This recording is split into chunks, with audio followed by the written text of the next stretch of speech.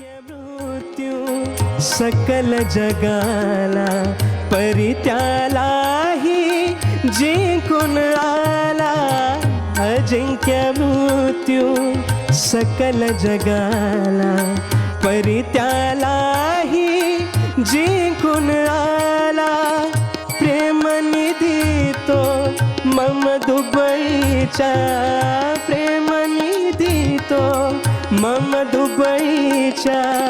आज पुढे रमला, आज मी ख्रिस्त पाहिला, आज मी ख्रिस्त पाहिला.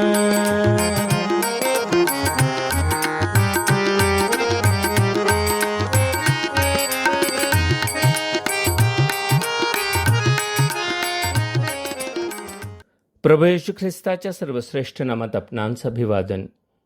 पवित्र शास्त्र बायबलमध्ये योहानकृत शुभवर्तमानाच्या 16व्या अध्यायातील 16व्या वचनामध्ये प्रभू येशू ख्रिस्त आपल्या शिष्यांना असे म्हणताना आढळतो, थोड्या वेळाने मी तुम्हाला दिसणार नाही आणि थोड्या वेळाने तुम्ही मला पाहाल. खरे तर प्रभू येशू ख्रिस्त आपल्या वधस्तंभावरील मरण व पुनरुत्थानासंदर्भात बोलत होता. या संदर्भात बोलण्याची त्याची ही पहिलीच वेळ नव्हती.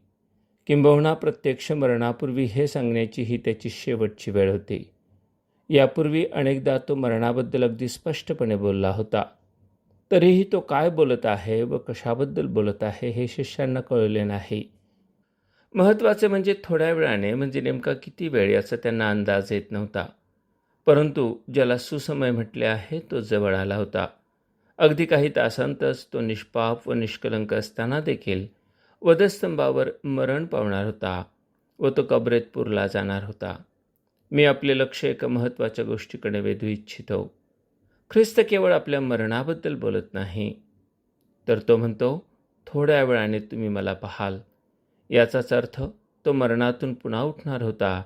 हे विशेष सत्य तो आवर्जून सांगतो. लक्षात घ्या, जे उद्धाराचे कार्य तो करणार होता त्यात मरण व पुनरुत्थान या दोन्ही गोष्टींचा समावेश होता. किंबहुना त्याशिवाय त्याचे कार्य पूर्ण होणारच नव्हते. जरी शिष्यांना याचा अर्थ कळला नाही तरी आम्हाला तर हे स्पष्टपणे कळते. जर त्याउपरही आम्ही विश्वास ठेवत नाही तर आम्ही दुर्दैवी ठरू. कारण ज्यांना हे सत्य उमगले व ज्यांनी त्यावर विश्वास ठेविला त्यांना पापक्षमा व सार्वकालिक जीवन प्राप्त झाले आहे. आपणांसही ते मिळावे म्हणून ख्रिस्तावर विश्वास ठेवण्यास परमेश्वर आपणास सहाय्य करो. धन्यवाद.